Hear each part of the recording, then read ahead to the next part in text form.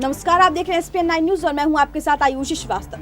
राजस्थान के अशोक गहलोत पर छाए सियासी संकट से निपटने के लिए एक बार फिर भी पूर्व पीसीसी चीफ और पूर्व डिप्टी सीएम सचिन पायलट से सुलह की कोशिश होती दिखाई दे रही है।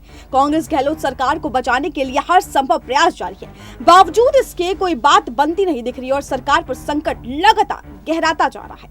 बता दें, सरकार और संगठन से बगावत करने वाले सचिन पायलट से सुलह करने के लिए कांग्रेस आलाकमान अभी भी कोशिशों का उनका दौर जारी है। हालांकि रविवार को जैसलमेर में विधायक दल की बैठक के बाद भी पायलट कैंप के लिए कांग्रेस के दरवाजे बंद करने के विधायकों और कुछ नेताओं के सुझाव के बावजूद कांग्रेस के कई नेता सुलह की कवायद में जुटे हुए हैं। सीडब्ल्यूसी सदस्य रघुवीर मीणा ने कहा कि बागी विधायक अगर फ्लोर टेस्ट में कांग्रेस के पक्ष में वोट करते हैं तो उन्हें माफ कर दिया जाएगा। रघुवीर मीणा के बयान को सुलह की कवायद से जोड़कर अब देखा जा रहा है। कांग्रेस कोशिश कर रही है कि 14 अगस्त से पहले ही किसी भी फॉर्मूले पर बात बन जाए और पायलट वापसी के लिए तैयार हो जाए, ताकि फ्लोर टेस्ट से पहले ही सरकार को सुरक्षित किया जा सके।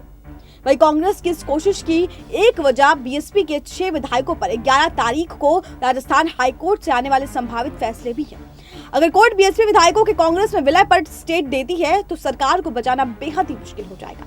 सरकार बचाने के लिए कांग्रेस नेता एड़ी चोटी का जोर लगा रहे हैं। हालांकि गहलोत समेत पार्टी के वरिष्ठ नेता लगातार कह रहे हैं कि सरकार को कोई खतरा नहीं है, उनके पास पर्याप्त बहुमत है। वही बीजेपी की चाल सफल नहीं होती दिख रही है। इसके बावजूद भी उन्हें आशंका के बादल दिखाई दे रहे हैं। लिहाजा वे पुरजोर कोशिश करने वाले विधानसभा सत्र से पहले ही अपनी तरह की आशंकाओं से पहले उसको मुक्त कर देना चाहते हैं। वही बता दें, कुछ समय पहले ही तक सचिन पायलट राजस्थान के उप मुख्यमंत्री थे, लेकिन अब वो पूर्व उप मुख्यमंत्री हैं। वजह बनी राजस्थान में विधायक दल के बैठक में उनका शामिल न होना, और यही सबसे बड़ी वजह थी गहलोत की सचिन पायलट को कांग्रेस पार्टी से दरकिनार करना। राजस्थान के मुख्यमंत्री अशोक गहलोत से उनकी नाराजगी इस कदर भारी पड़ गई कि इसका कुछ तो अंदाजा उन्हें जरूर रहा होगा, लेकिन वो अपने फैसले पर अड़े रहे। वही पूर्व उप मुख्यमंत्री होते हुए भी उन्होंने एक लाइन के ट्वीट में अपनी बात जनता के सामने रखी। उन्होंने कहा कि सत्य परेशान हो सकता है, पराजित नहीं।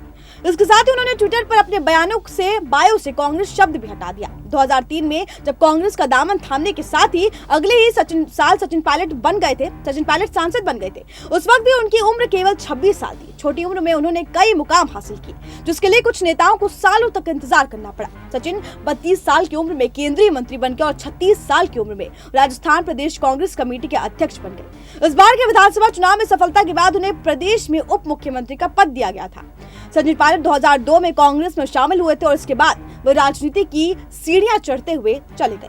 बता दें, मात्र 23 साल की उम्र में अपने पिता को खोने वाले सचिन पायलट कॉर्पोरेट सेक्टर में नौकरी करना चाहते थे, लेकिन उनकी इच्छा भारतीय वायुसेना में पायलट की नौकरी करनी भी थी। लेकिन 11 जून 2000 को एक सड़क हादसे में पिता राजेश पायलट की मौत ने युवा सचिन पायलट की जीवन की दिशा बदल दी। पायलट के लिए राजनीति का क्षेत्र कोई अजनबी जगह नहीं है। भारतीय राजनीति में उनके पिता राजेश पायलट का बड़ा नाम है। उनकी मां रमा पायलट भी विधायक और सांसद रही है। आपको बता दें, साल 1977 में यूपी के सहारनपुर में जन्मे पायलट ने उच्च शिक्षा प्राप्त की। उनकी प्रारंभिक शिक्षा नई दिल्ली में एयरफोर्स बॉल ऑफ भारतीय स्कूल में हुई और फिर उन्होंने दिल्ली के सेंट स्टीफेंस कॉलेज में शिक्षा प्राप्त की। उसके बाद पायलट ने अमेरिकी में एक विश्वविद्यालय से संबोधन भी किया, वही शिक्षकों की पढ़ाई भी की। कांग्रेस पार्टी में शामिल होने से पहले सचिन पायलट बीबीसी से दिल्ली स्थित कार्यालय में बतौर इंटर्न और अमेरिकी कंपनी जनरल मोटर्स में काम कर चुके हैं। आपको बता दें, लेकिन बचपन में वे भारतीय वायुसेना के विमानों को उड़ाने का ख्वाब देखते थे। टाइम्स ऑफ इंडिया को दिए गए एक इंटरव्यू में उन्होंने कहा था कि जब मुझे पता चला कि मेरी आंखों की रोशनी कमजोर है तो मेरा दिल टूट गया, क्योंकि मैं बड़ा होकर अपने पिता की तरह एयरफोर्स पायलट बनना चाहता था। स्कूल में बच्चे मुझे पायलट सरनेम को कहकर चढ़ाया करते थे, तो मैंने अपनी माँ को बताया, बिना हवाई जहाज उड़ाए कैसे मैं लाइसेंस ले पाऊंगा। जिस तरीके से देखा गया कि सचिन पायलट पूरी तरीके से राजनीति में सक्रिय रहे हैं, लेकिन अब जब पायलट ने अपने पिता की राजनीतिक विरासत संभालना शुरू कर दिया है तो अपने पिता के अंदाज में ही खुद गाड़ी चलाकर गांव-गांव घूमना शुरू किया था। कांग्रेस में शामिल होने के बाद भी उन्हें इंडोमेस्टिक लीडर होने वाले यानी वंशवादी के कारण राजनीतिक लाभ मिलने जैसा आलोचनाओं का सामना करना पड़ा। अपने राजनीतिक सफर की शुरुआत में ही सचिन ने एनडीटीवी के एक कार्यक्रम में इस बारे में बात की थी। सचिन पायलट ने कहा था कि राजनीति कोई सोने का कटोरा नहीं जिसे कोई भी आगे बढ़ा देगा। इस क्षेत्र में आपको अपनी जगह खुद बनानी पड़ती है। सचिन ने अपने राजनीतिक सफर के बारे में कहा था कि जब मेरे पिता जिंदा थे तो मैंने कभी उनके साथ बैठकर अपने राजनीतिक सफर को लेकर कोई बात नहीं की, और ये बात मुझे टटोलती है और खंगोलती है। लेकिन अब जब उनकी मौत हो गई है तो जिंदगी एक कदम बदल गई है। इसके बाद मैंने सोच समझ कर राजनीति में आने का फैसला लिया। किसी ने भी राजनीति को मेरे ऊपर थोपा नहीं। मैंने अपनी पढ़ाई जो की, कुछ भी सीखा भी था, मैंने उसकी बदौलत सिस्टम में एक बदलाव लाना चाहा था। 2000 अजमेर से सांसद रहे पायलट हाल में हुए विधानसभा चुनावों में भी टोंक से कांग्रेस पार्टी को टिकट पर चुने गए हैं।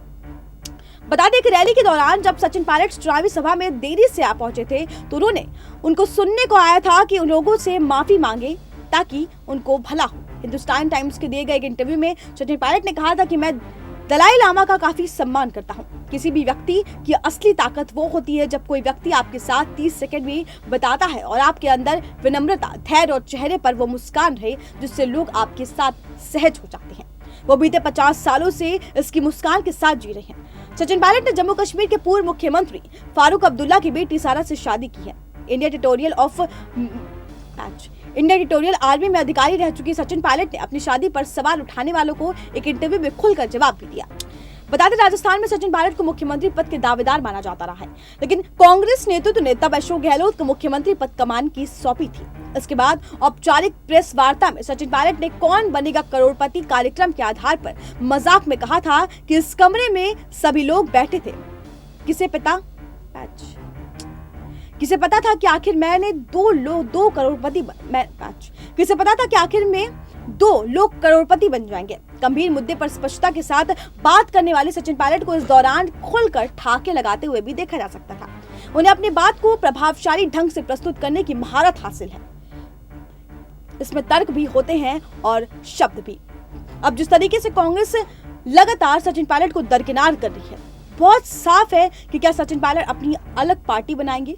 क्या सचिन पायलट बीजेपी में जाएंगे या कांग्रेस सचिन पायलट को भरोसा दिलाएगी कि वो मुख्यमंत्री पद के लिए सबसे अच्छे नेता हैं?